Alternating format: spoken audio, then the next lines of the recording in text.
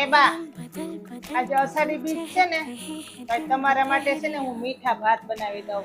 તમે ખાશો ને? Thank you. તમે ક્યારેય નહીં ખાધા હોય ને એવા સરસ મજાના મીઠા ભાત બનાવીશ આજ.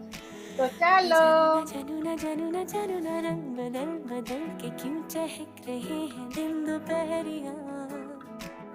मैं जानू ना जानू ना जानू ना जानू ना क्यों फुदक फुदक की धड़कनों की चल रही ये लहरियां मैं जानू ना क्यों जरा सा मौसम सरफिरा है या मेरा मूड मस्खरा है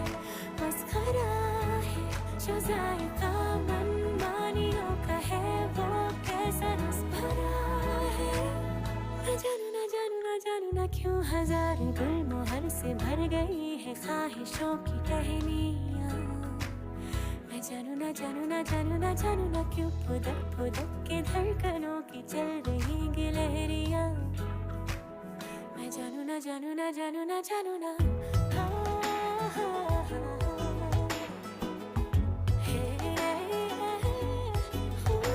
આ મમ્મી ક્યારે ભાત બનશે? હવે ભૂખ લાગી છે.